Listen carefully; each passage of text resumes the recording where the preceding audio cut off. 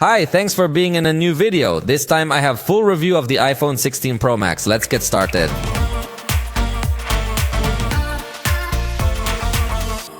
This device is Apple's flagship device.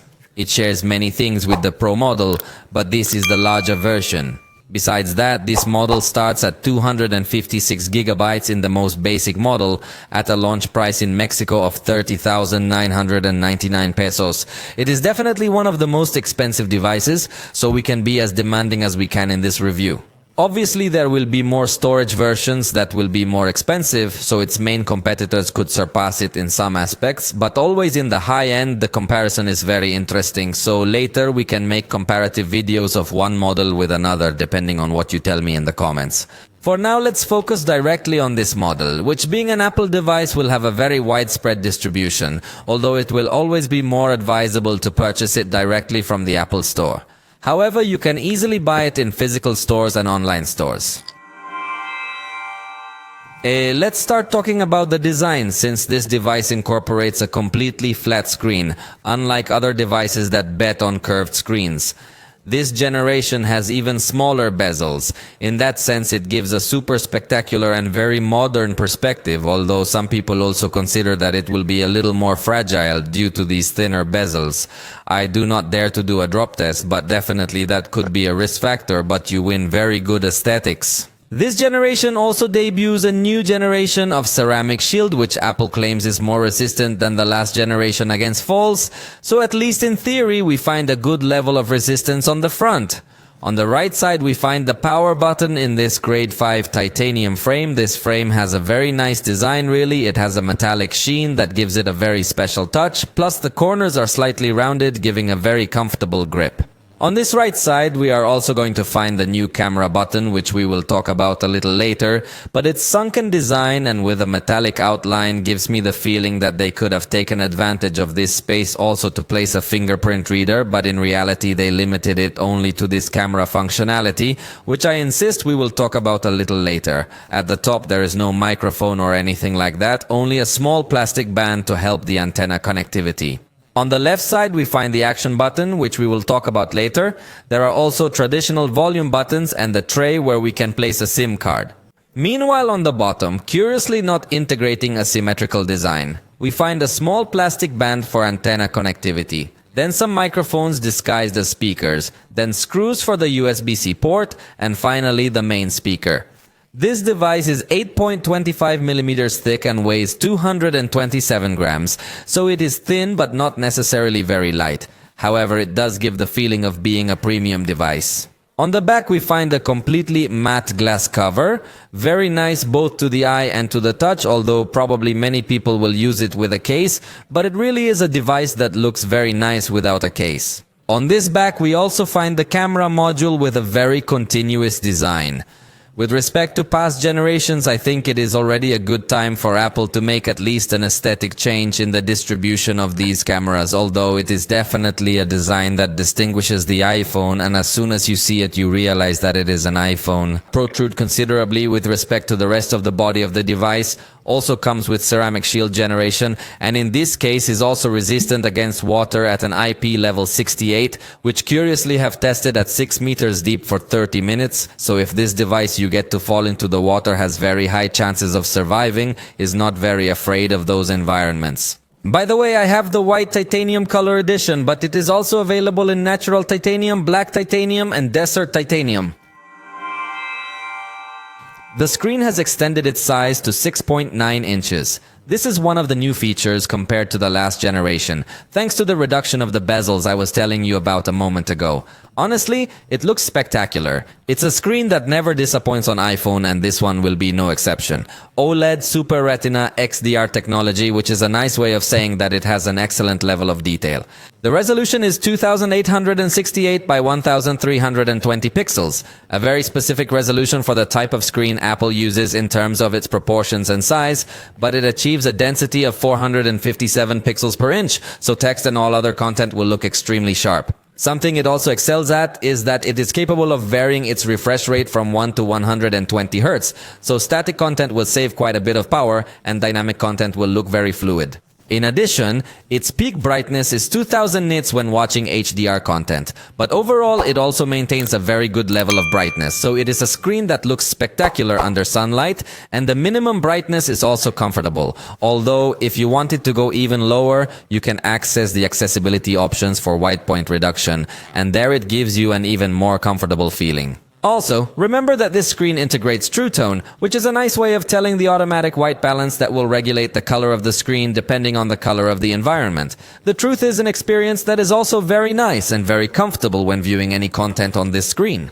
Wherever you see it is a very good screen. In this sense, we cannot demand more as it gives us very good colors, perfect contrast, and very good viewing angles. Although if we get demanding, maybe we would like to let us choose the color calibration of the screen, since in this case it is only the default calibration, which if you ask me, I like it and I do not consider it necessary to change it. But surely there are people who prefer to have a manual adjustment of the colors displayed by this screen, and that is not possible.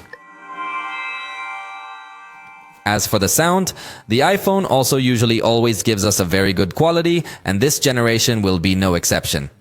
We found a well-balanced sound with good presence of bass frequencies. The treble is also well-defined. In general, I think the sound does not disappoint. Just if we want to get too demanding, we could ask for a completely symmetrical sound, as the second speaker will be placed in the earpiece area for calls. Although I insist it sounds good, but getting too demanding, that's what we could ask. What do you think if we listen to a small test? But remember, it's not the same as listening to it live.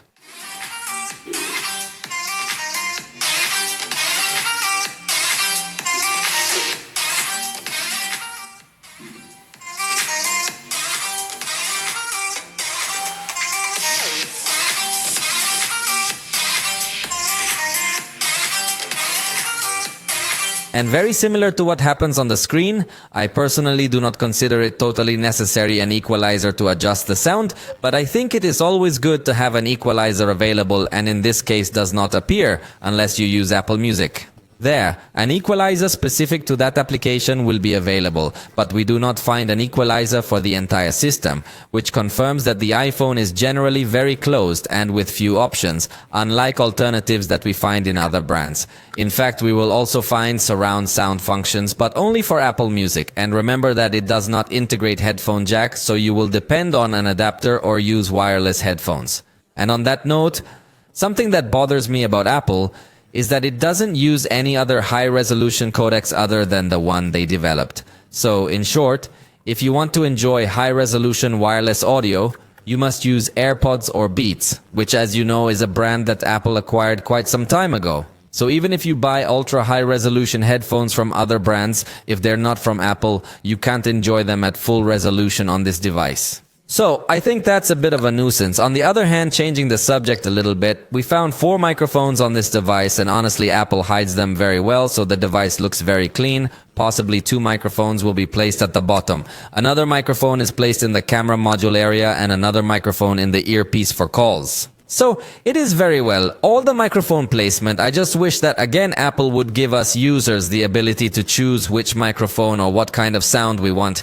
Because at least at the time of recording video perfectly, you could choose to only use the microphone back or only use the front microphone, but these types of options are not available. In fact, in voice memos only allows us to select whether we want mono sound or stereo sound, but there are other devices that even allow us to select specifically which microphone we want to use when making these recordings. But well, let's do a test. Esta es una prueba de audio grabada utilizando los micrófonos del iPhone 16 Pro Max. Remember that while you're on a video call or call, you can adjust the type of sound the microphone is picking up. For example, you can select complete isolation of your voice so that even in noisy environments, people can hear you more clearly. Or you can select audio with no cancellation at all, depending entirely on what situation you are in. Below you will see a video recorded with this device in a much noisier environment to see if it distorts or not.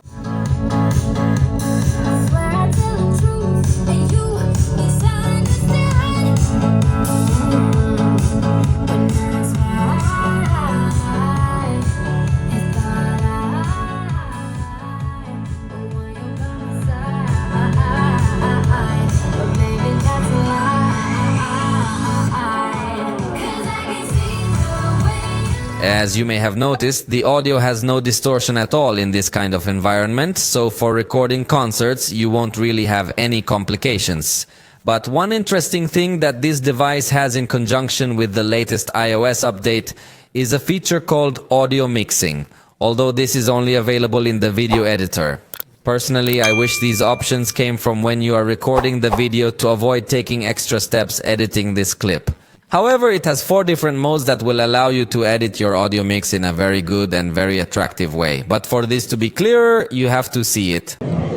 Esta es una prueba de los micrófonos del iPhone en el modo estándar, donde no estamos aplicando ningún tipo de efecto especial. Ahora vamos a seleccionar el modo primer plano, donde el micrófono va a hacer un énfasis especial a mi voz, así que si alguien está hablando atrás, esto no va a funcionar. Vamos a volver al modo estándar y va a hablar la persona que me está grabando. Estoy acá probando, estamos grabando a Isa en este modo especial de audio. Ahora, mientras sigue hablando, vamos a cambiar al modo primer plano. Él está hablando en este momento, pero en realidad solo se escucha mi voz. Ahora vamos a cambiar al modo estudio, donde le va a aplicar también un efecto especial como si estuviera utilizando un micrófono especial que le da un toque muy atractivo. Y por último está el modo cine, que es un poco más inútil desde mi punto de vista. Se supone que tratará de poner una mezcla para darle énfasis a la voz sin descartar por completo el sonido ambiental. I demonstrated. It must be said that we did this test in a very noisy environment, and also that in the editor you can adjust the intensity of these effects. And finally, regarding the vibration engine, we are going to notice that if it is on the x-axis, it is a very strong haptic engine that gives you a very good feedback in the hand. In fact, when navigating between different elements of the system, it's also going to give you this premium feedback, which is definitely very nice. The front camera of this device is 23mm, has 12 megapixels with f1.9 aperture and autofocus. As you can see, it is a camera that is going to offer us a lot of agility. In addition, it offers 2 different styles of zoom. With the more close style, we will have 7 megapixel photos. Notice that if we hold down the shutter, we start recording a video with the default settings, and if we slide this shutter to the left, we can start a burst. If you have it enabled in the settings, you could also take pictures with RAW on the front camera, something quite curious, and obviously we will have access to the new styles.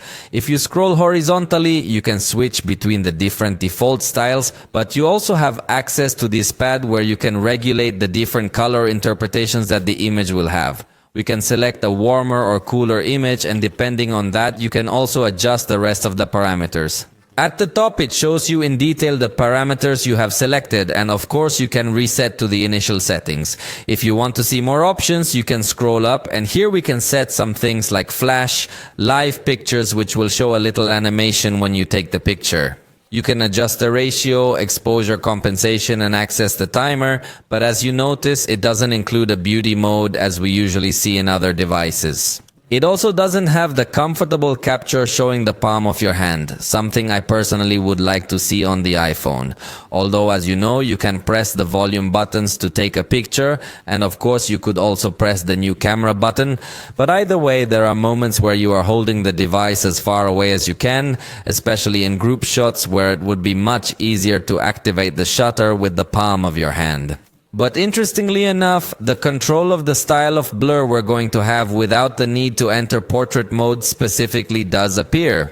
So it's strange that we have this access to a portrait mode without the need to go into portrait mode, and when you go into portrait mode you finally also have control here of the intensity of the blur that you're going to have. The iPhone has already accustomed us to good quality selfies, and this will be no exception. We definitely see a good level of detail, even an accurate color rendition with very natural tones. Overall, it is a selfie that stands out for a good quality, and besides being able to have a considerably wide scene, obviously you can also have a closer scene, and either way the iPhone is still going to retain a good level of detail in the face and good overall quality. In fact, since it has autofocus, note that you could also notice very close details of your face without any problems. In fact, it has good range even for group shots, although in this case you're looking at an indoor example where the quality dropped considerably. Notice that much more noise appears, less level of detail, so it's not an expert at selfies. Here is another example of indoor photography, and it seems to me that this is where it is more complicated for the iPhone to get a good result, because you see that we find low contrast, a little more noise, and not so accurate colors. However, in backlit scenes from the preview, we find excellent performance, and in the resulting photograph, we will also have tremendous performance. Note that the most illuminated areas do not appear burned at any time or overexposed. The colors are still noticeable with good quality. We must remember that it was a cloudy day, so the sky does look cloudy with some parts of the sky still blue, but in general the result has been very good. And at night we also notice that it takes a little work to have a good level of detail. Although we notice that it comes with good illumination, in reality there is very little level of detail. That's why I repeat that I don't consider myself an expert in selfies. I have seen much cheaper devices with much better selfie performance than this device. However, in much more complicated environments, curiously it goes up a level, because in this case we are in a situation of night backlight, and the result is that the truth is that I liked it a lot. Although it is not completely free of noise, believe me, the result is amazing. But where it has surprised me the most is in a very low light situation. I took a screenshot just so you more or less have a reference, although even in the preview it already looks with more light than it was in reality. And look at the result, it definitely has tons of lighting, although I insist it's not noise-free, but it's something I can forgive it in exchange for having all the lighting it's capable of giving us in these very low light environments. And now note that even the portrait photography with the front camera is quite poor at night, with little level of detail, a lot of noise present, considering it was a not so dark environment. So it really seems to me to have disappointed a lot on the front camera in selfie, considering its very high price. And in daytime it notes that the portrait is not going to be spectacular either. There are some areas of the picture that don't look properly focused, which is why I insist that it doesn't seem to be an expert in this type of photography. Fortunately, there are moments where he does keep some objects in focus, but notice that there are other moments where, even though the object is at the same distance as me, he doesn't keep them in focus, resulting in a photograph that doesn't look so natural. So yes, it's a good enough quality photograph, but for this price point we can get too picky and selfie photography disappointment. On the back we will find the 13mm ultra-wide camera. It is one of the widest cameras that currently exist in the smartphone market. We will find a 48 megapixel sensor, which will be one of the novelties compared to the last generation. In addition, f2.2 aperture and autofocus. So this camera also fulfills the function of a macro camera, but with very good resolution. Then we will find the 24mm main camera with 48 megapixels in its sensor, f1.78 aperture, autofocus and optical stabilization inside the sensor. So, this is the most attractive camera of the three, as it can also be used as a kind of telephoto camera with 2x zoom, that is, focal length of approximately 48mm, and with the sensor cropped it would give us photographs of 12 megapixels, preserving the rest of the features. And finally, we are going to find the 120mm camera, that is 5x optical zoom, but it has a 12 megapixel sensor, so it does not have high resolution to try to give us a cropped image. It gives us f2.8 aperture, which is not that bright, plus it has autofocus and optical stabilization. And if you were wondering what this black dot is, well, it's a LiDAR sensor for depth scanning, which is going to be useful in portrait photography, cinema video, and other augmented reality applications. With the device completely locked, the camera button is not going to give us access to this application with a single tap, but curiously it turns on the screen, so practically with 2 taps we could quickly enter the camera through this button. And if the device is unlocked, we can press this button once and quickly access the camera. In fact, that's the only use I find for this button, being able to access the camera with speed, even if you have the iPhone locked or even if you're in any other app. Although you could do the same with the action button, but let's say that if you want to use this button in something else, that would be the utility of this new button, because honestly, anything you want to control from this new camera button, you can already control it from the touch interface and with much more speed and with greater ease. For example, the zoom, just drag this and you're going to have very convenient control. You can have the whole range available with a single gesture, whereas if we try it with the camera button, notice that we have to do several scrolls before we can adjust to a specific level, and if we want to switch between lenses, we have to exit this menu and then select that we want to switch cameras to finally let us access this control. So it is much more practical to control on the screen, so this button is wasted and useless. And well, it also allows you to control, for example, the depth effect, but again, it's something that's much easier to manipulate directly on the screen. Notice that in portrait mode, we're going to be able to click up here, and again, with a single slider, we're going to be able to have this same control. And of course, this selector can also be manipulated from the touch screen, but I insist it's not very useful in practical life. Another thing that lets us move is the exposure compensation, but it is something that we can also adjust perfectly well from the screen without too much complication. And finally, it also lets us select the styles, switching between the default styles. But what do you think? It's another thing that we can easily change by making simple swipes on the screen. Also, the placement of this button is not very natural. Generally, when you're going to take a picture, you're going to have to extend your finger even further. It's a bit tricky to reach. And while it may give us a retro feeling to take pictures with this button, in reality the functionality is exactly the same.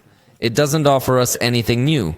So at first it seemed like an interesting proposition to see a physical camera button again, but now that I've been testing it, it honestly doesn't seem useful. In fact, there was an occasion where I was going to take a picture with my left hand and I accidentally pressed this button as it is happening to me right now. So the truth is that it is even annoying and uncomfortable.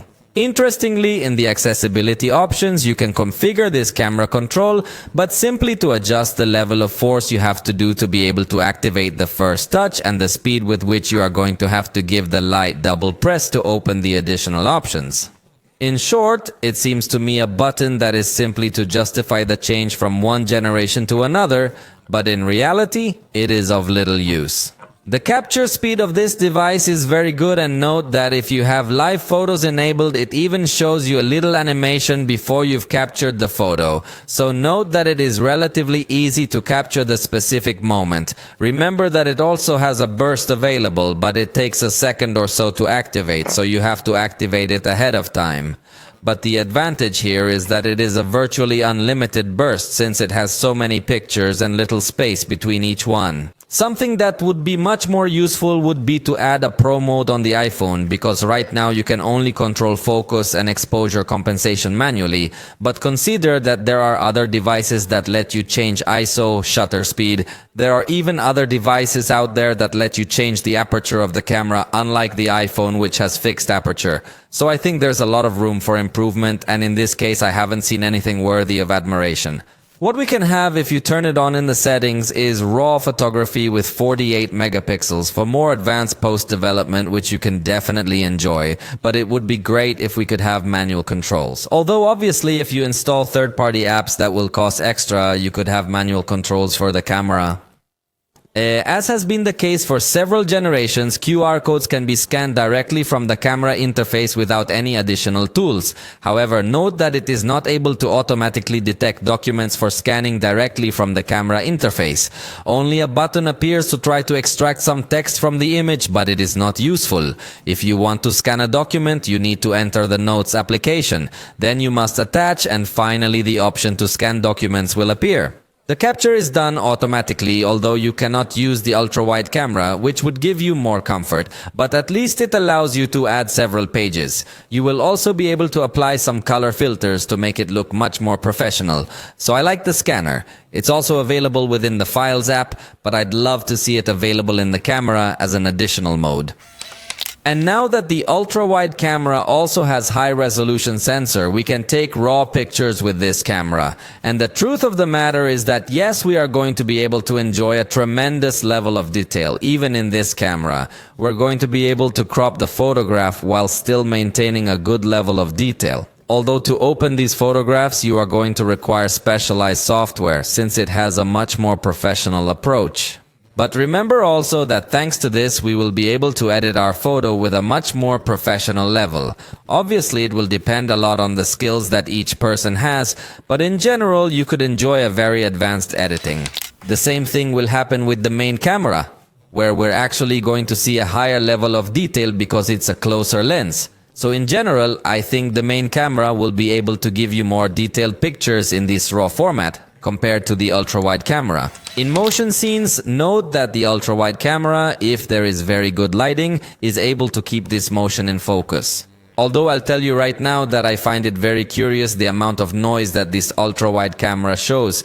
The main camera is also able to freeze these movements to take a good picture, at least in these environments with very good lighting. And fortunately also the telephoto camera freezes the movements well, although again there seems to be more noise than I would like. But let's take a closer look at these cameras in outdoor conditions. We're looking at the ultra-wide camera and note that fortunately it seems to control chromatic aberration well. It doesn't seem to have such noticeable distortions at the edges. And the color in this environment seems to me to be of good quality.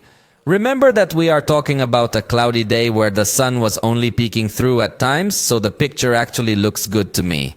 With the main camera we will also have a good quality. In general, I think the color is nice. And in this type of scenes with much more static content, it is noticeable that there is not as much noise as if we saw it in the motion scene. And the telephoto camera is also going to give us a good quality and a good level of detail. And remember that you can now apply different color styles to your photos. You can create your own presets or use Apple's default presets. Although it seems to me that they are quite exaggerated, unlike other manufacturers who have created some presets simply to highlight a little more the shadows or have a little more saturation. But in the case of Apple, they honestly look too exaggerated from my point of view. But remember, you can create your own color style presets. In indoor scenes, note that the ultra-wide camera performs well. Interestingly, again here it controlled noise well enough.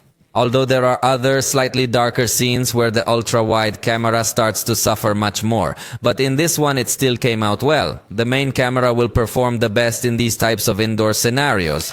Although remember that if you're photographing small objects, it's going to have a very focused focus on one of the objects. The rest is going to come out a little out of focus due to the nature of the lens and the sensor. But we'll talk more about macro photography later. Finally, with the telephoto camera, we also appreciate a good result in this indoor scenario. Although not completely free of noise, and note that if we get too picky with the details, we will notice that it is not as spectacular a camera as it should be in this price range. Remember that it has f2.8 aperture, so it's not as bright a lens, which can become normal for telephoto cameras. But remember that in the Android world there are manufacturers that are betting on including a telephoto camera, perhaps without so much optical zoom, but with better aperture in backlit scenes. Note that the preview is optimized, although the shadow area is still a little dark, but definitely the result is positive. Note that the ultra-wide camera does manage to balance lights and shadows well, and in this case controls noise a little better, although in any case, if we get picky, it seems that it is not so professional, this picture, or at least not so advanced in terms of computational photography compared to what other manufacturers achieve. The main camera also has a good performance balancing lights and shadows well. Notice that with the main camera, it controls noise better while still maintaining a good level of detail. So I like the main camera much better. Finally, the telephoto camera also does a good balance of highlights and shadows. So it's very noticeable that the ultra-wide camera is the weakest. It doesn't seem to have all three cameras at the same level. And in the evenings, let's confirm what I'm telling you. Notice that the ultra-wide camera looks like the result that other mid-range or even low-end devices give us. The truth is that it is very disappointing the result that the ultra-wide camera has shown us in this type of scenarios. Notice how even the darkest areas come out with a rather strange result. There is little definition, little contrast. It tries to control the noise, but that also makes the picture look very low contrast. And even the brightest areas, it is not able to expose them in a good way. The main camera improves noticeably. So the ultra-wide camera really disappoints and is a very weak point of this device. However, it does note that the main camera exposes the brighter areas better. The darker areas it still maintains with a very good level of detail, even though it doesn't control noise as noticeably. But I think it does find a good balance between the presence of noise and a good level of detail. And finally, the telephoto camera also disappoints me in this type of scenario. Notice that again, the brightest area is not well exposed, the shadow area has a lot of noise and little detail, so it's a disappointing photograph again considering the price this device is priced at. So the night photography disappointed me overall. However, I also wanted to put it to the test in other darker environments with no lights present in the photograph. Notice that the preview with the ultra-wide camera more or less shows us how dark the environment was. And in these types of scenarios, it did surprise me because it manages to pick up the light very well. It controls the noise well, even with the ultra-wide camera. Although obviously if we get closer we are going to notice little level of detail due to the noise management. But considering the level of darkness, it is a very good picture. With the main camera, the result is even more attractive. Notice the good color saturation it has and the tremendous level of detail it is able to offer. And what surprised me is that even in this very dark environment, he did use the telephoto camera in this test. So this is a 5x zoom photograph in a very dark environment, and the level of detail amazes me. So in very dark photographs, yes, I was surprised by this device for the better, whereas in photographs with lights present, it disappoints. But if it hasn't surprised you yet, I went into an even darker room, and from the preview I am surprised that it is able to show this. Believe me, it was a super dark scene. The ultra-wide camera obviously isn't capable of pulling out something spectacular, but it more or less serves as a reference for us to notice the level of darkness. And note that the main camera really surprises with the light it manages to pick up in such dark environments. Although specifically in this situation is almost complete darkness, it will not use the telephoto camera but bet on digital zoom completely. And yet the result is quite amazing for the level of darkness. Now let me show you the full zoom range. This is the ultra wide camera. Now we're looking at the main camera. We notice still good color consistency, and remember that this device allows us to zoom in 2x while maintaining optical quality supposedly. And it seems to me that we do find a good level of detail and good quality in this intermediate zoom. And although from 1 to 5x there is a very wide range of digital zoom, I want you to notice the difference. This is a photograph at 4.9x zoom, that is, it is the maximum digital zoom in this range. And it still maintains a remarkably high level of detail. Although obviously when you switch to the 5x optical zoom camera, you're going to immediately notice the difference in the level of detail. But what I want to hear is that it doesn't disappoint at intermediate zoom. This is a 10x digital zoom photograph and it still has an excellent level of detail. And finally, the maximum zoom is 25x. And this is where it maybe disappoints. I mean, in the intermediate zoom range, we're going to see good performance.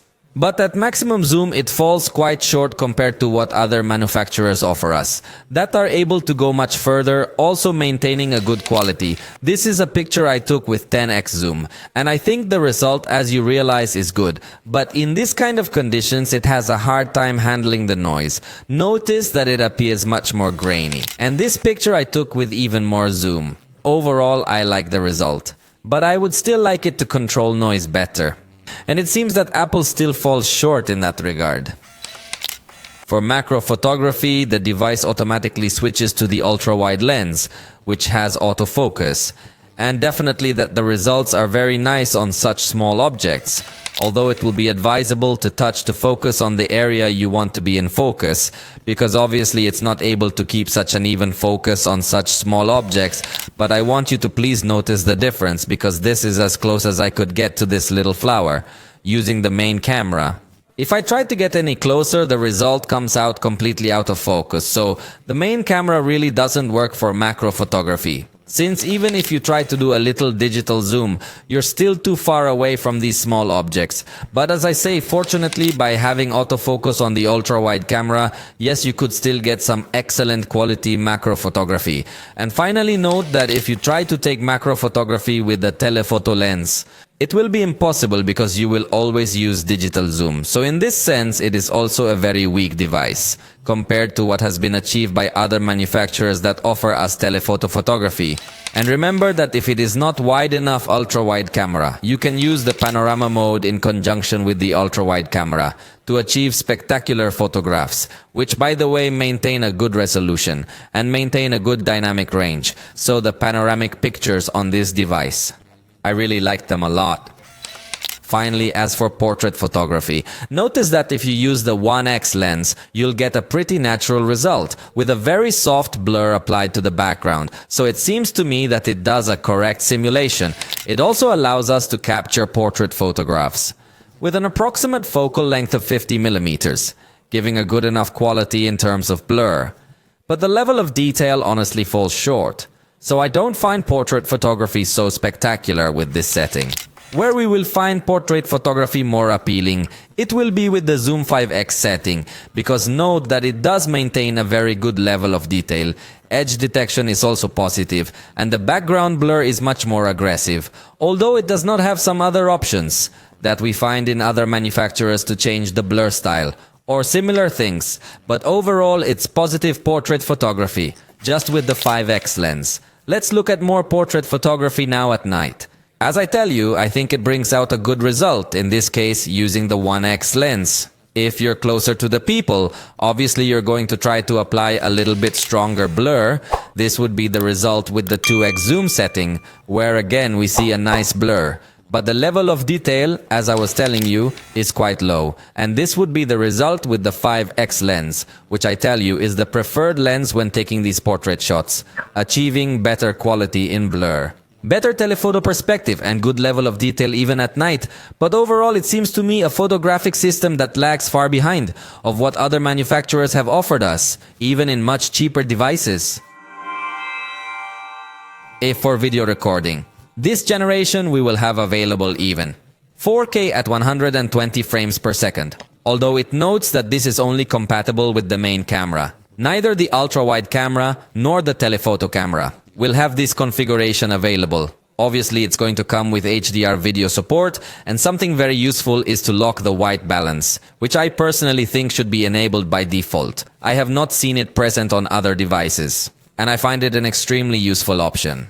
And another interesting thing that this device has, especially if you consider that you're going to be recording in 4K at 120 frames per second, is that you could record directly to an external storage drive through the USB-C port. So let's just say it has very professional capabilities when it comes to recording video. And one of the novelties present in this device related to video recording is that you can now have a song playing and you can start recording video without that song stopping playing. That can be very useful for content creators who need to have a song playing in the background to do some shooting. So it's a change that seems minor, but that not all devices are going to have it available. And while you're recording a video, now you can also pause the recording. That's something that, believe it or not, wasn't available before. When you pause, you also now get the button to turn on the flashlight. That was another of the things that previously they were inexplicably not available. So at least it's getting a little bit better. There's another button to take pictures while you're recording video, although it doesn't show an animation, which seems very strange to me, considering Apple usually makes really nice animations. And another thing it doesn't integrate is a button to rotate to the front camera without the need to first stop your video recording. So there's still a lot of room for improvement.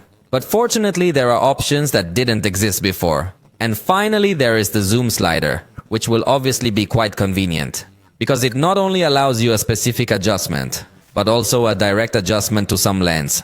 And as you realize, it does not integrate a professional recording mode with manual parameters. Instead, it integrates cinema-style video with blur in the background, and also the spatial mode, which will capture videos with depth, which you will be able to play back on the Apple Vision Pro. This device can record up to 4K at 120 frames per second to create professional slow motion scenes. But in this case, I'm first showing you a clip in 4K at 60 frames per second to show you the tremendous video quality, although in photography it still seems to me to fall very short compared to other manufacturers. In video, it really is still spectacular. It even allows us to switch between the 3 cameras in 4K at 60 frames per second. The quality is really extraordinary in this type of environment with good lighting. The rest of the videos are recorded at 4 every 30 frames per second, and I want you to see that the ultra-wide camera also has a good quality, maintains a consistent color along with the main camera, and obviously when you switch to the telephoto camera, it will also maintain this same feeling. That's what I like most about this camera system in video, that they maintain a very similar color rendition between the 3 cameras, and the quality is really very good, I insist, in these environments with excellent lighting. Now, however, note that indoors, with the ultra-wide camera, the contrast is very high to try to eliminate the noise that can be generated. By switching to the main camera, I think we have better quality. And in trying to use the telephoto camera, you notice that there are times where you're not going to use it, giving full priority to the digital zoom because of the low lighting that's there, and therefore there's a lot more noise. However, He notes that there are other times where he does seem to activate this camera and it really doesn't seem to suffer too much. So even in indoor conditions, I think these cameras perform well when shooting video. However, in backlit scenes, he notes that with the ultra-wide camera, there is not a very remarkable quality because the shadow area does not seem to be very well illuminated. So we don't find a very positive point here. In fact, switching to the main camera, we still appreciate a very similar performance in this kind of scenarios. It seems like you need to be much closer to the camera to really get it to light up a little better on your face. But even my green clothes actually seem to look black at times. Whereas with the telephoto camera, it seems to perform slightly better. But from my point of view, it's a backlit performance that is not in keeping with the price point of this device. Although this was an overcast day, so it was a complex backlight. So to give a final verdict, it will have to be compared in the same light circumstances with other devices. But for now, I'm left with a feeling that it's not that spectacular in these backlit environments. At night, the ultra-wide camera seems to make a good effort to try to reduce noise. But if you notice a fairly dark scene, it's also not able to balance the brighter areas very well. And note that in the darker areas, it fortunately controls noise well, but has very little light input. In fact, even switching to the main camera, it has very little light input in the darker areas. And it still lacks the ability to better balance the brighter areas. So it seems that at night specifically, it's not such an attractive camera for video recording. Even switching to the zoom camera, you're going to notice that in darker areas, it's going to have a lot more noise and low level of detail. Obviously, it is normal that at night the cameras suffer much more, but being such an expensive device, I honestly expected an even more attractive result, especially with the ultra-wide camera and the telephoto camera. Regarding stabilization, the device does a very good job. Notice that with the ultra-wide camera, when walking, you hardly notice these jerky movements. You can even go running without the action mode, and the result is going to be remarkably good with this ultra-wide camera. Switching to the main camera, the result is still very similar, with smooth movements when walking, and well balanced when running, although with the main camera they become a little more distinguishable. And note that even when walking with the telephoto camera, the result will be quite good. Normally these are very difficult scenes to balance, but it does well. However, the most attractive thing will be using the action mode. Notice that when you go running with this action mode, the result is too good in terms of the stabilization it is able to achieve. Note that even using the action mode with the telephoto camera, it is surprising how well it manages to stabilize these types of scenes. I remind you that they are very complicated because we are using zoom, but here it does it perfectly. And regarding the focus, note that the main camera is not able to focus from so close, so you need to be at a good distance. Also, it's a soft focus with a slow speed, in order to maintain a much more consistent focus, even in these soft movements.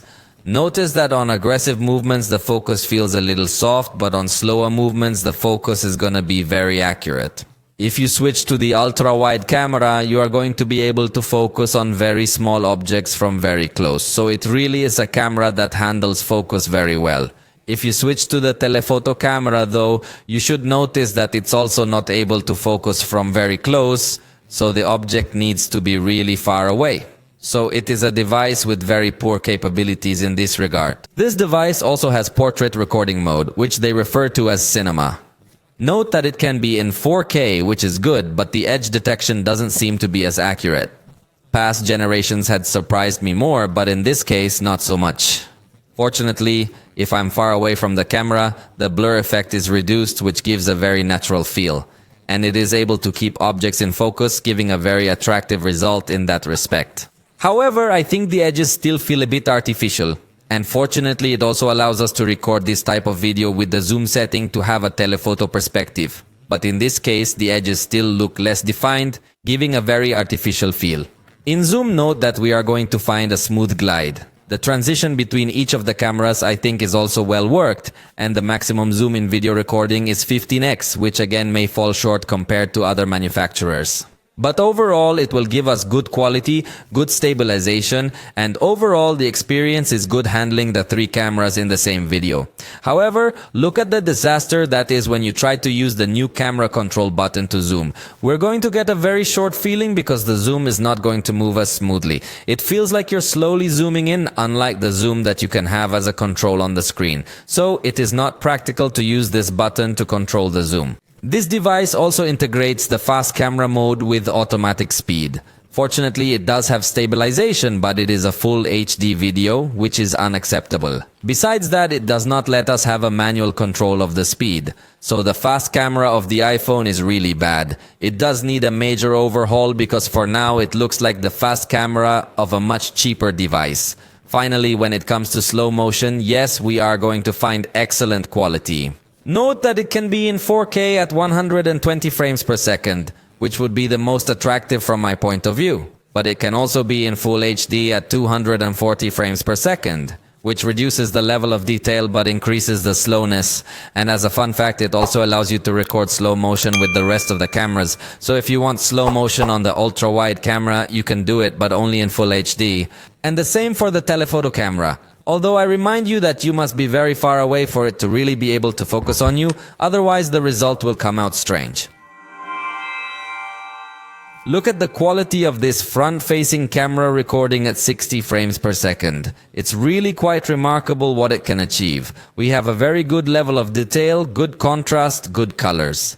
Now you're looking at 30 frames per second the result, and the rest of the clips are recorded at this setting.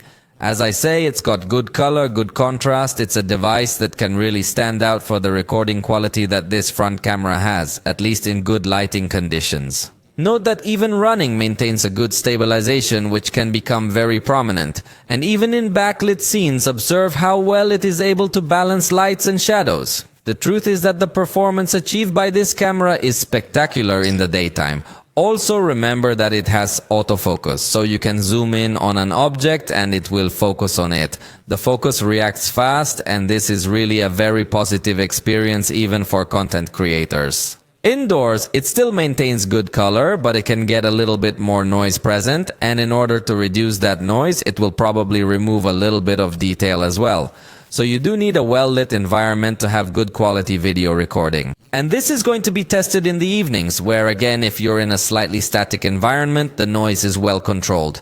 But if there's a lot of motion, the noise is going to be much more clearly noticeable. So it's not a device that has extremely high front-facing recording capabilities if it's not well lit. If you need to record in the daytime with a sunny or cloudy environment, but there is plenty of light because indoors and at night it does suffer a little more than necessary. In this case, again, we will find the fast camera mode as in the rear camera. With the same suggestions for improvement, we would like that we could have a manual speed adjustment and that it could be in 4K, since here it is only in Full HD.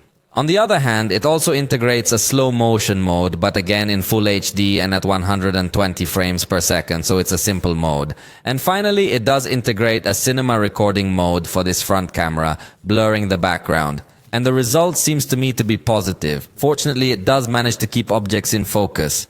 So it does give us a real feeling, although the edges still appear a bit cloudy, but I think that because it is the front camera, actually the result is very positive for this type of recording. Also remember that you could refocus on the person behind if you turn to look at them, but overall it is a device that has a very good portrait recording mode with the front camera.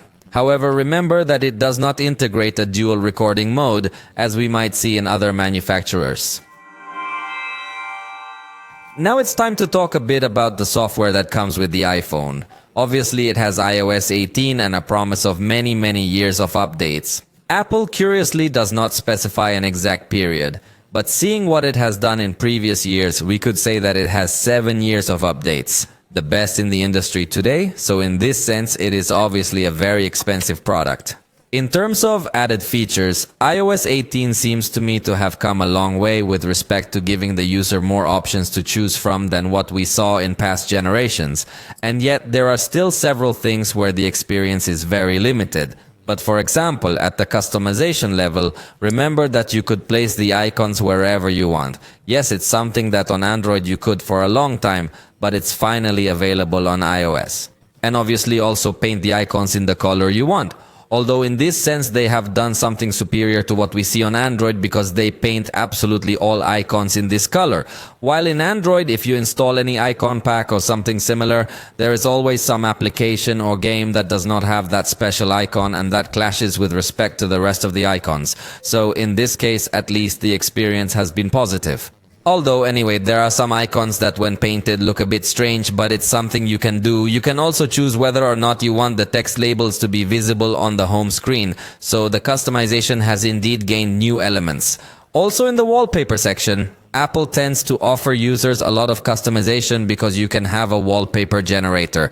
For example, there is a specific one that is synchronized with the weather in your city, so it can be useful. Obviously, there are others where you select your photo and it will have a very good synchronization between the lock screen background and the home screen background, detecting the depth of your photo. There are some other default ones where you can simply choose between various colors, and there are some others focused on planets or Earth from different perspectives and the like. The truth is that there is a very good catalog of options to have a wallpaper that you really like. But you even have a wallpaper generator with emojis, so you simply choose which emojis you want to be displayed there and it will generate different patterns as well. So I insist that in customization, it has gained very good options. In fact, the lock screen also allows a good customization in conjunction with the wallpaper. This is something I like because they are totally linked. And on the lock screen, you can also add some quick information widgets. And not only from system applications, but other developers can also create their own widget for this lock screen. So we also gain more tools. The iPhone features always-on screen mode, so even when locked, it can still display content. Although Apple's implementation seems to me a bit overkill, because even if the device is locked, the entire screen remains on. And it is true that it consumes little power because it has LTPO technology, but I would like an always-on display mode, more discreet, maybe just the clock or just some faceplate, as we see in other manufacturers. But in this case, either you keep the whole screen on, or you have to have the whole screen off. Even so, to have a picture of a family member, the truth is that it is very nice, but I insist that there is no balance. The iPhone also incorporates the standby mode, which will work when you charge your iPhone in a horizontal mode. Above all, very useful if you have a wireless charger because it can serve as a nightstand or simply as a clock to see the time or calendar while it is charging. The control center is also completely redesigned in this new generation, but not only does it look different in terms of aesthetics, but it also incorporates new panels, so that now, in addition to the traditional controls, there is another panel for music control and yet another panel for additional controls. In fact, you can create more panels depending on your complete taste. In addition, these small control icons can be resized to show you more or less information and placed wherever you want. The truth is that this has seemed to me a very good idea because I insist that now the operating system is perceived as a little more customizable and giving the user the ability to place many things to your liking. And in fact, the curiosity is that if you turn on the flashlight in one of these settings, we will even be able to adjust the amplitude of the light and also its intensity in a super nice animation. It's one of those little details that make the experience when using an iPhone too pleasant. Remember that also, if you press and hold on any icon on the home screen, you can have some suggestions to access functions directly, such as directly accessing the Instagram camera instead of first opening Instagram and then going to that section. The contact poster feature is also going to allow you to customize your screen when some user is calling you. In a very nice way, it can be a picture or it can be an emoji or some other element, but it's also one of those little details that make the user experience very nice. And this contact poster is also going to be used with another feature called Name Drop, with which you can share your contact information with another iPhone by simply bringing them closer together. The animation is completely spectacular, but in practical life I find it even somewhat annoying because there are times where you simply bring another iPhone perhaps to compare some item or something similar, and immediately this connection and linking is enabled, although obviously this, yes, you can disable it from the settings, and the dynamic island is obviously still there, so you can have a quick glance there of some information. For example, while you're recording the screen, the control to stop appears there. While you're recording a voice memo, this access also appears there, and also an animation appears there that does sync with the audio that you're recording. So it's not just a simple waveform animation, but it does correspond to your voice. And this is another small detail in the user interface where you can see that Apple puts a lot of emphasis on animations. This dynamic island can also be used in the timer, for example, or when connecting the charger to show you this animation. And in fact, also in some other things to start running in the background. For example, while you're uploading a story to Instagram, now you can finally log out of Instagram and it's going to keep uploading because it will remain that activity on the dynamic island. Hopefully more developers will take advantage of these capabilities because the iPhone is very limited in terms of the things you can do in the background. In fact, that's one of the things that bothers me the most on iPhone because, for example, if I'm uploading some pictures or some videos on Google Drive or Google Photos or any other app, if I leave that app, the upload is completely cancelled and it's something really very annoying. Especially considering that the iPhone doesn't include a split screen or floating screen mode that allows me to do several things at the same time, then believe me, this is something most desperate and is one of the factors why I definitely don't use iPhone because it annoys me. But well, the dynamic island, as I say, somehow seems to be opening the door a little bit to other activities running in the background. But for now, not many developers have taken advantage of it. Let's talk now about the action button, which is customizable, but only for a long tap. I would like, and I've said it before, that you could choose functions with one tap, with two taps, with three taps, and with a long tap so that you gain as a user a much larger range of options. But in this case, you are much more limited, and in fact, although you can configure the flashlight, camera and other things, you could also have access to shortcuts specifically where you can create more sophisticated actions. But for example, in my case, I wanted to set up screen recording with this button and it is not available in the shortcuts, so I think there are still not so many options. iOS also offers you a notification digest, where you can set a certain time of the day where you will receive this notification digest, and it will only show you the notifications that you choose that are important. The rest of the notifications will remain in this summary that will show you only at a certain time of the day. This can be very useful, especially because iOS notification management can be a bit chaotic. And personally, it is also something that bothers me a lot about this operating system because I usually have the screen full of lots and lots of notifications. So this overview really is a tool that can be very useful. Although aesthetically I don't find it the most attractive, it looks like too much cluttered. When you finally open this summary, the notifications do look organized, but I think it's something that could be improved, although I would like other manufacturers on Android to implement a similar feature. Remember that iOS also has approaches where you are going to be able to automate certain things on your device, although the truth is that there are not too many. It is much more focused on a kind of do not disturb mode. For example, in the sleep approach, you can select which applications can interrupt you and which applications cannot. Likewise, which contacts can call you and which contacts can't, and the like. But you have exactly the same options in any other type of approach. There is another reading approach, for example, but it has very similar functions, so you don't have as many options. It also has the shortcuts application, which together are going to be able to achieve another level of automation as well, but honestly, I find this shortcuts application very complex. In addition to the fact that when creating a shortcut, it seems more like an application with programmer logic than an application for a more basic user, so creating a shortcut can be a bit complex, plus there are not so many options available to the user. As for more traditional functions, I insist that it looks like a too specialized application, and sometimes it doesn't have some basic function that you might need to automate.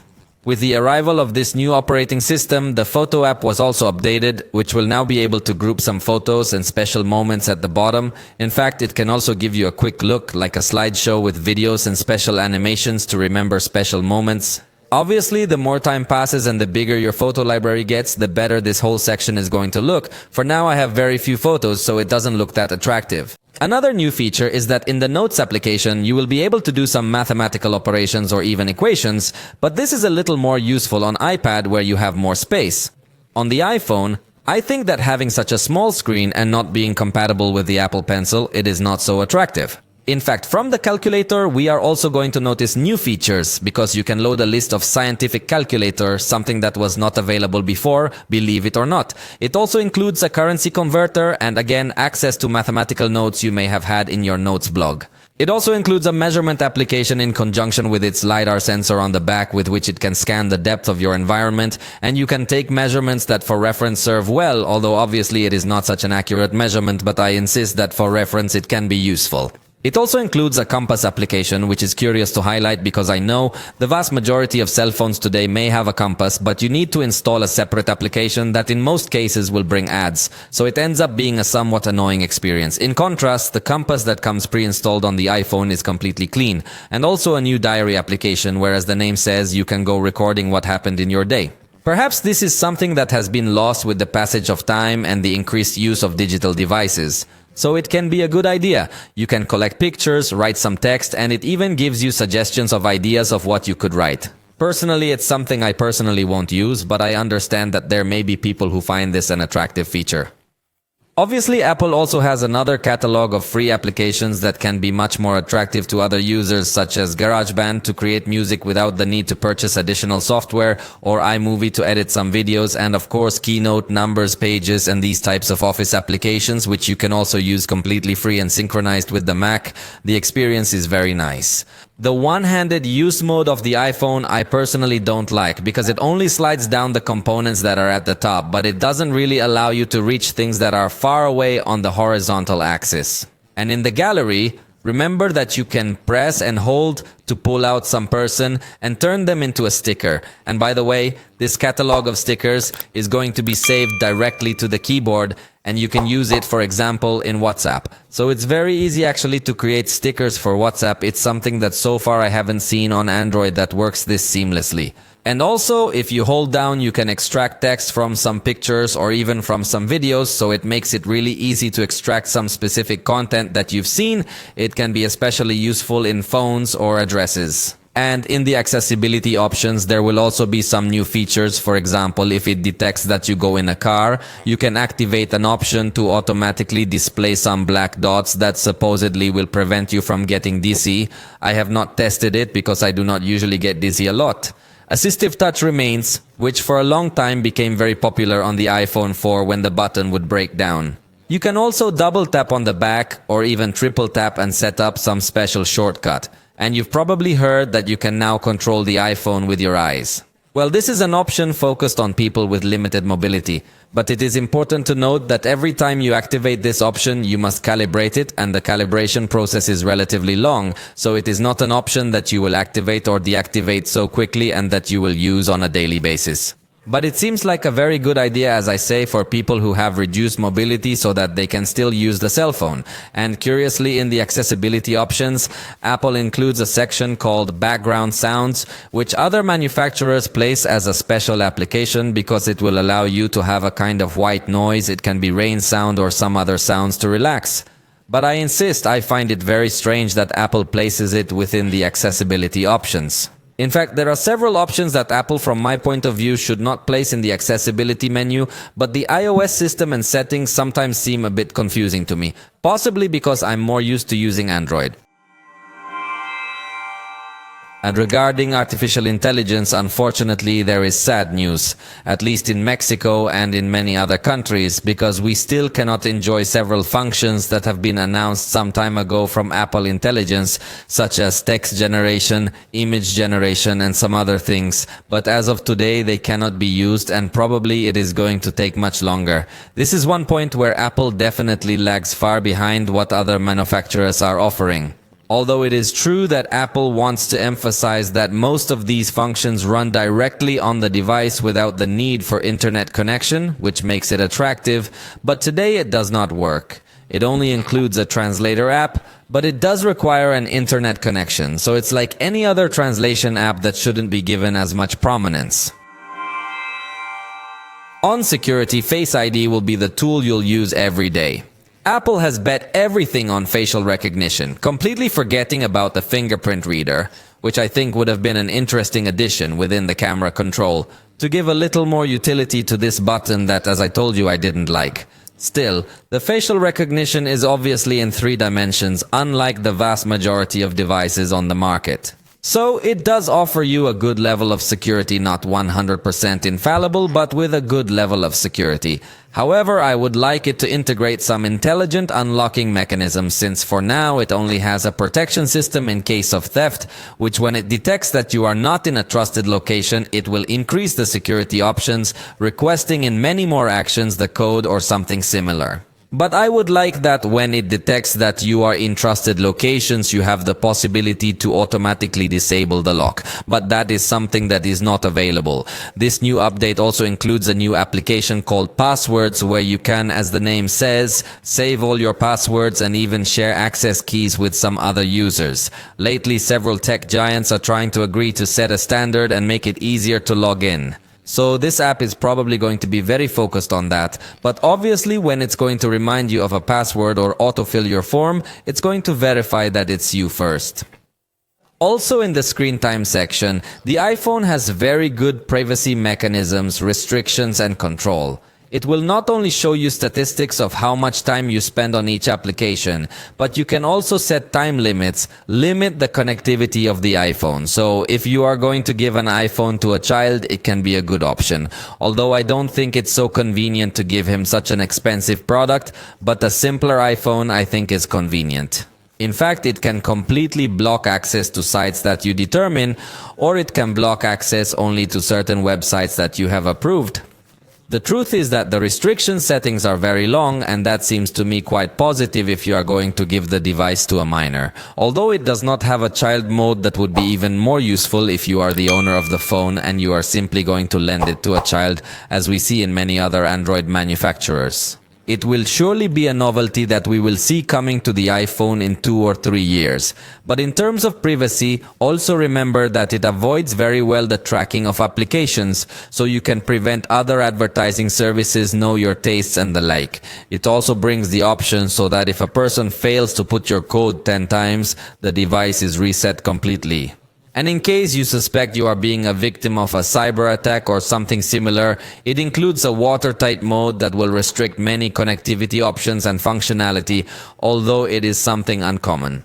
With this latest update, they finally included a way to block access to certain apps so that it checks for Face ID before logging in. So there are two options. You can hide the app and have it request Face ID, or you can simply set it to request Face ID. Although the way to hide the apps is not that sophisticated, as they are still available in the app drawer in a section called Hidden, although obviously it will first check for your face before showing those apps. But this app locking option had been around for years on Android, and you can finally enjoy it on iPhone. However, it still doesn't have a secure folder where you can safeguard files you consider more private, so there are still several things to improve. It also doesn't have a private VPN like the one Samsung offers its users, although it does have an option to constantly change the MAC Wi-Fi address, which can help a bit. But where Apple is definitely the star when it comes to security is in finding lost devices. The entire Find My iPhone network will be connected, even if you have no internet connection and it detects another Apple product nearby, it will serve as an antenna to try to locate this device. Besides, if someone steals it, they will have little chance of being able to use it unless they know your passwords completely. But actually, Apple is very good at everything that has to do with this. Now let's talk about the battery. There is something complex here because Apple does not officially communicate the battery capacity. So the capacity data is unofficial. Some people disassemble the device to try to figure it out. So it's said to have roughly 4,685 milliamp hours. This in the Android context would sound like a very small battery. But to confirm what the life would be, I ran some tests, although unfortunately they are not fully equivalent tests to the tests I run on Android. So in this case, running a graphical benchmark repeatedly with the brightness at maximum on the screen and the flashlight on, it gave me 4 hours with 16 minutes, which is about what I get from other Android devices doing their extreme drain tests with 5,000 milliamp hour batteries or even more. So it's a battery that I think has good battery life. I don't know if it's going to be the most spectacular on the market, but it does have good autonomy. In this case, I can't test how it handles apps running in the background, as I can on Android because iOS doesn't run apps in the background. As I anticipated you a moment ago, that is one of the limitations of the software, although in turn it benefits a bit on the battery since the apps are not consuming so many things in the background, and so they can have a good autonomy as well. But this has pros and cons. For me, more cons than pros, but okay. It doesn't include charger in the box, and if you buy Apple's 20-watt charger, you're not really going to be enjoying the faster charging it supports because it now supports 30-watt charging. So you could use a Mac charger to try to charge it as fast as possible because in many of the cases the iPads also include 20-watt charger only, so I think it's going to be an issue with having to buy another charger. With the 30-watt charge, in 15 minutes it recovered 30% of energy, in 30 minutes 55%. In approximately 1 hour and 15 minutes the device already reached 91%. But you should know that this last part is very slow. So you're rarely going to charge the device to 100%. Possibly Apple does this intentionally to try to take care of battery life, which has been a controversial issue with iPhones lately. So the full charge took almost 2 hours, from 0 to 100. But the recommended will be to charge it from 15 to 80 or something similar. In fact, that's why Apple also now integrates through software a charge lock option for you to choose at what percentage you want the iPhone to stop charging completely. It can be at 80, 85, 90 or 95%, and this can be very useful in case you need to always have this device plugged into the power. It also has smart charging, so if you usually put your cell phone on charge all night, it's going to learn your routine and it's going to charge slowly to finish charging close to the time that you usually wake up. So this might be a little bit more convenient, especially if you're going to use wireless charging, because you just have to have your charger near the table, stick the device on and forget about the rest. Speaking of which, it supports MagSafe charging with 25 watts using the Qi 2 charging standard. It's spelled Qi 2 in case you want to look for a compatible charger, because there are a lot of chargers on the market, but the ones with this standard are going to ensure you the fastest charging possible and also with this good level of magnetic absorption. However, it still doesn't have reversible wireless charging, which is something that we do see on other high-end devices on Android, and we've been saying that for several generations now, and surely in 2 years yet, Apple will finally introduce this as the biggest new thing. Being able to charge your AirPods on the back of the iPhone. Expect it on the iPhone. Another thing the iPhone doesn't include yet is a power-saving mode that you could use in emergencies. It has a normal saver mode, but other manufacturers include much more restrictive modes focused on these emergency occasions. Expect it for the 2028 as well. Let's talk now about connectivity. Obviously, it will support 5G to have a very good download speed without Wi-Fi. In fact, it also supports eSIM, which is very good for those occasions when you travel so you don't have to buy a physical SIM card. And since this cell phone supports eSIM, let me tell you about Aerolog, which is a service that offers you an eSIM in case you are going to travel. It can be very convenient. Just sign up before traveling and you will receive a QR code to your email, or also from the same Aerolog application you can have available this QR code that you will later install on your cell phone with eSIM. Just make sure you do not activate the eSIM before you're already on the road. Just install it and leave it ready so that once you're in the country you want to travel to, you activate this eSIM and that's it. You will be able to enjoy the service as you have contracted it. For example, let's say you want to go to Europe, you can see that they offer different plans. At the time of recording this video, you would be offered a gigabyte for 7 days at $5. Obviously, there are also 30-day plans with higher capacities or even longer duration of time. It's all going to depend on you as a user. So in the description, I leave you the link so you can go purchase your eSIM with Aerolog. Personally, I already tried it when I went to Berlin and it worked perfectly fine. This is one of the advantages of having a device with eSIM. We are also going to find support for Wi-Fi 7 networks. So in both profiles, we have very good download speeds. In the settings, you can also say which apps are allowed to use your mobile data and which apps are not. So you have good control.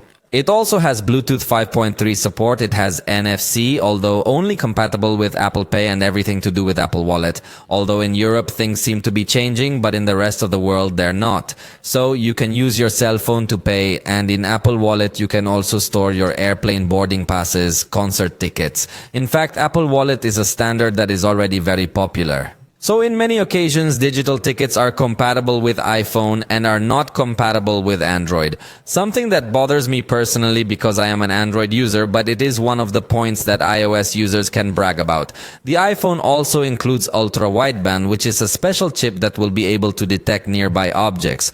That's why you could find, for example, your AirPods or some other AirTag-enabled product by simply pointing your iPhone in certain directions. So it might be useful to incorporate this chip as well. Obviously, it doesn't have FM radio. That's something that was lost many years ago. It also has wireless projection via AirPlay. Remember this? Through AirPlay. So not just any monitor it can be compatible with, but only TVs or monitors that have this standard.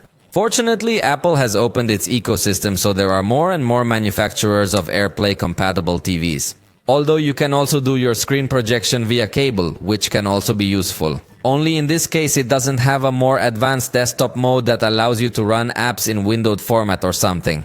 I think we'll see that coming around 2035. If you are going to connect it to the car, you have Apple CarPlay, which in the latest generation will even be able to manipulate the instrument cluster and all the screens that the car may have. But for now, not all car manufacturers are very happy with this, so that remains to be seen. It comes with an ultra-high-speed USB-C port and has all the sensors you could ask for. Obviously, its proximity sensor will actually be the Face ID detection system, so it's completely physical and there's nothing to worry about here. In ecosystem, there is no doubt that Apple is the king. There is no more to say about it. It has a tremendous amount of devices. The AirPods, iPad, Mac, everything works perfectly well with each other.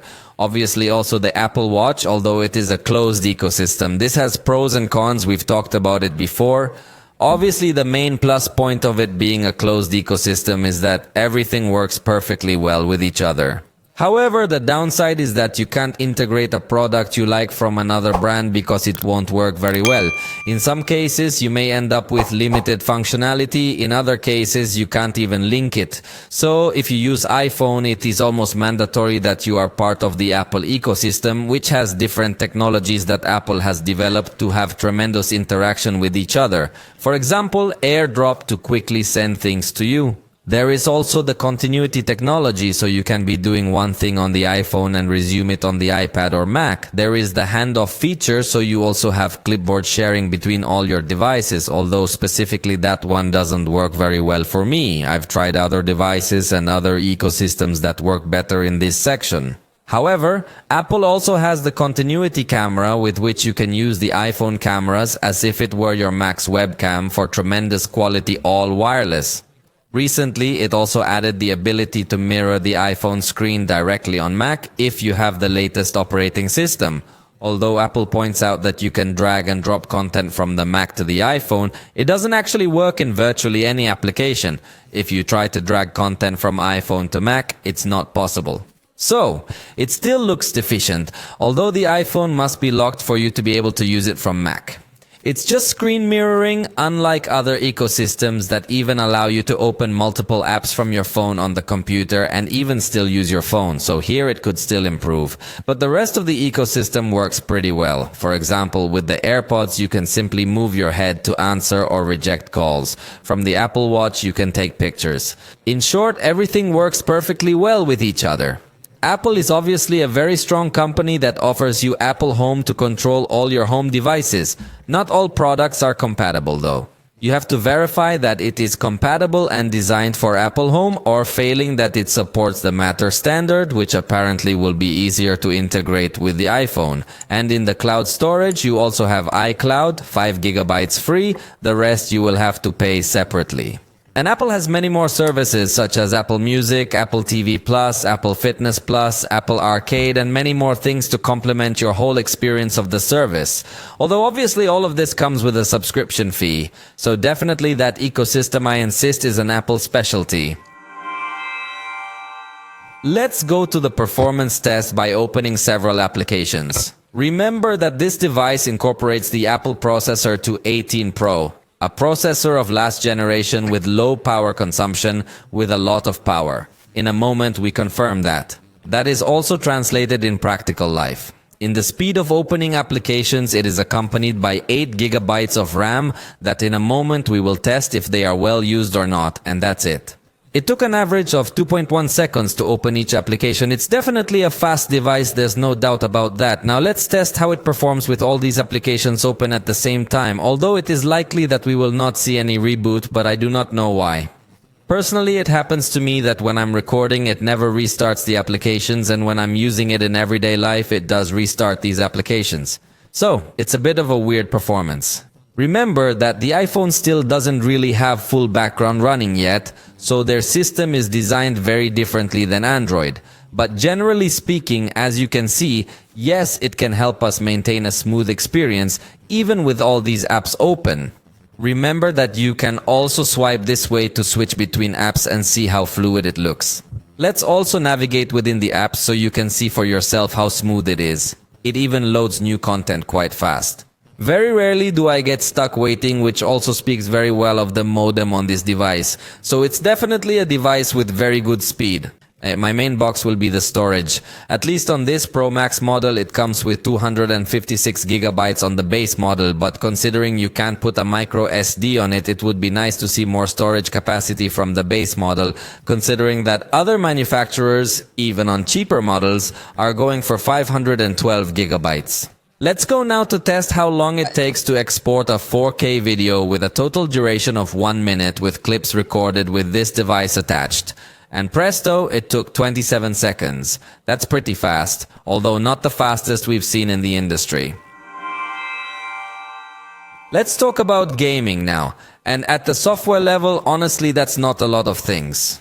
Although when you run a game, it says that game mode is enabled, which looks very attractive. But in reality, it's the gaming approach that doesn't really do much. In fact, in this case, it's not doing any action at all. You could only tell it which people or which apps could send you notifications to avoid annoying interruptions, but that's all you could do. You could also change the behavior of certain apps, but it doesn't make sense because you're in the game, you're not interested in the other apps. You could enable a power saving mode or turn on dark mode, but I insist, these are things that practically don't influence the game performance. So really in software, the iPhone still leaves a lot to be desired in terms of additional tools for gaming. In Call of Duty, this device by default gives us the very high quality at a high frame rate. However, note that we can also turn the graphics quality up to the maximum level, and ultra frame rate is also available, although setting the graphic quality to medium level. If you want something balanced, we could have maximum in both cases. And obviously, it has good graphics support for all kinds of effects. It's an extremely attractive processor, so developers tend to optimize their games perfectly well for this device. With the Ultra setting, we're not going to have access to some effects as a matter of course, so we prioritize the graphics quality first. And in this case, the experience was really very good. Although it doesn't maintain totally perfect stability without any jitter, the fluctuations are actually very slight. The lowest peak was just 54 frames per second, so we could say that it is a perfect experience. Playing this content, we are not going to notice any kind of problem, plus the temperature still remains stable. We then prioritized the refresh rate to have something more advanced, and the average was 116 frames per second. The lowest peak was just 54 frames per second, so we could say it's a perfect experience. Playing this content, we are not going to notice any kind of problem, plus the temperature still remains stable. Then we prioritize the refresh rate to have something more advanced, and the average was 116 frames per second. It actually maintains very good stability and again, very good temperature control. In the Legends game, we changed the automatic setting to an ultra setting at 60 frames per second, and in this case, the truth is that it looks with very good effects and its average was 56 frames per second. Here we did notice some slightly more prominent low peaks, but nothing really serious. It doesn't freeze or anything like that, but we do notice more fluctuations. What we did notice is that the temperature stayed pretty low considering what we've seen on other devices, so I actually think the experience ends up being positive, though not 100% perfect. In the SpongeBob game. By default, the resolution and quality is set to high, but for the test we turned it up to epic, maintaining 60 frames per second, and there is not much to comment on that. The experience was very good, 58 frames per second on average 54 at the lowest peak. The temperature again remained well controlled, which confirms to us that this device does use its cooling system in a good way. Remember that this device integrates a vapor chamber to try to cool the processor in a good way, and it is confirmed that if it is used well. Genshin Impact defaults to high quality, but for the test we turned it up to very high and other settings as well. We turned it up as high as possible and even went up to 120 frames per second to see if it was able to sustain this experience. And in this case, despite supporting 120 frames per second and very high quality, the truth of the matter is that you won't be able to run it smoothly. If you want to play at 120 frames per second, the ideal will be to adjust the graphics quality to a medium level, because otherwise you will notice many fluctuations, many moments of freezing. So, don't think that just because it supports 120 frames per second means that you can play at full graphics quality at 120 frames per second. Note that in this case, the temperature did rise much higher to 44.4 degrees Celsius on the outer lid. So it is definitely recommended to play with lower quality at 120 frames per second or with the highest quality, but at 60 frames per second. I remind you that this processor is compatible with ray tracing and there are already optimized games. For example, we run the script and note that in this case the graphics quality is on the normal setting by default. To put an extreme test, we put the high quality, reminding you that the developers claim that this game has console graphics, and with these settings the device went to 30 frames per second on average, which means that if it goes smooth it does not look super fluid like other cell phone games. But please, I want you to notice the graphics. They really do look very realistic graphics. The physics of the movements, the shadows, the blurs, and many more things confirm that it is an exaggeratedly heavy game, and the fact that this device can run it at 30 frames per second, the truth, speaks very well of it. Also, controlling well the temperature, possibly the game is not yet optimized to go to a higher frame rate per second, and this content we run it with gamepad, just so you know. But please, I want you to notice the graphics. They really do look very realistic graphics. The physics of the movements, the shadows, the blurs, and many more things confirm that it is an exaggeratedly heavy game, and the fact that this device can run it at 30 frames per second, the truth, speaks very well of it. Also, controlling well the temperature, possibly the game is not yet optimized to go to a higher rate of frames per second, and this content we run with gamepad, just so you know.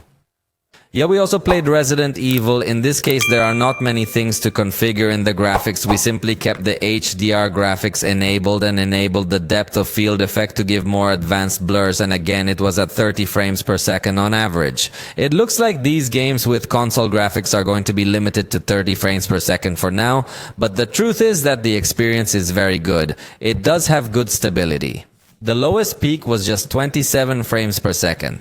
And again, I want you to consider the graphics, which is what might stand out the most about this game. It seems like these games with console graphics are going to be limited to 30 frames per second for now, but the truth is that the experience is very good. It does have good stability. The lowest peak was a mere 27 frames per second.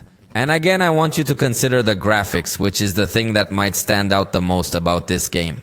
Finally, we played Car X. Obviously, on the graphics settings, everything was maxed out with no frame per second limit, and with these settings, it reached about 48 frames per second.